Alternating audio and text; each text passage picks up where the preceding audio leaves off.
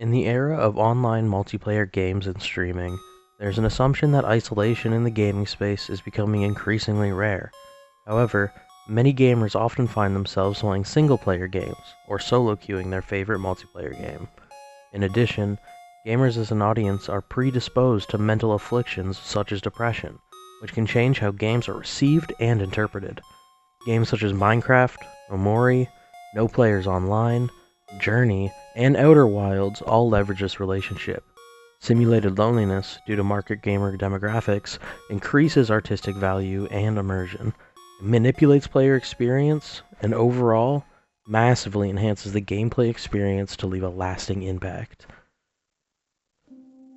According to the World Health Organization, in 2019, 1 in every 8 people, or 970 million people around the world, were living with a mental disorder, with anxiety and depressive disorders the most common. With gaming's ability to be a vehicle to connect with others, including otherwise difficult to connect with people in your life, it is not surprising to see many using video games as a form of escapism or just a fun hobby. So why would gamers want to play games that invoke negative feelings, particularly loneliness? Looking at another study, gamers strongly enjoyed and remembered moving game experiences because of the game invoking strong emotional reactions. As an extension of that, many gamers fondly remember games with a strong atmosphere, such as Journey. Loneliness is both emotionally powerful and atmospheric, so let's delve into how games simulate it effectively. Omori, released December 25th, 2020, follows the titular character, Omori, a shut-in whose dream world is the setting for roughly half the game. Omori delves heavily into topics of trauma, depression, loneliness, and suicide. With a gameplay system that reflects the emotional side of the game, mental health representation is baked into Omori's identity and leaves a lasting impact on the player.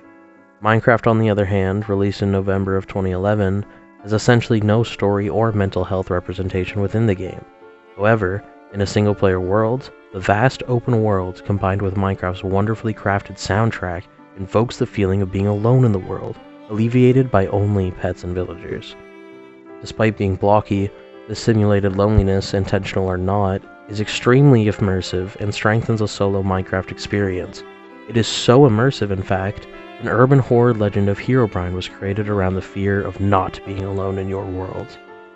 Finally, No Players Online, an indie game released November 2019, uses that exact fear to create a wonderful horror experience based around being in an empty multiplayer lobby. So, how can games best simulate loneliness to enhance the player's experiences? Omori uses its emotionally heavy story to put the player in the shoes of a lonely character. No Players Online sets up a lonely story, then picks it apart to create horror. Minecraft uses soundtrack and atmosphere to immerse the player in a lonely world. Journey, released March 13th, 2012, uses soundtrack and atmosphere like Minecraft, but introduces scale. On top of incredible visual and sound design, the player model takes up hardly any of the screen at any given time, with your goal, the mountain, looming over nearly every step of the journey. When you finally meet another player in the game, the massive weight of loneliness is lifted off your shoulders, even if you didn't fully realize you were lonely. Alleviating loneliness is often just as powerful a tool as simulating it. In Outer Wilds, exploring the solar system alone is a daunting task, but finding the other astronauts playing their instruments on different planets is an extremely memorable experience, granting the player a moment of companionship while stuck in this seemingly endless time loop. In Bopp's study, they say, several players stated that the emotionally moving game experience prompted them to think about who they want to be, where they currently stand in life, or how to move on in the future.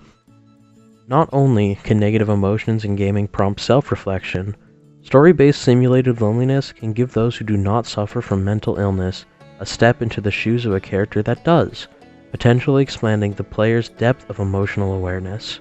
Furthermore, simulated loneliness as a means of immersion still affects players that have no connection to real-life loneliness or mental illness.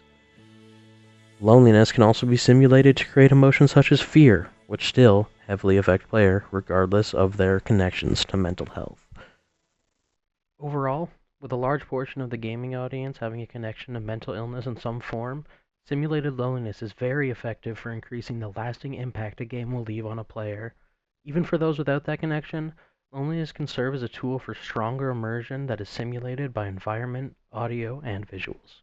Thank you so much for watching. Close your eyes, you'll be here soon. 1、2、3、4、5分時々本当に熱帯でもこのワードできない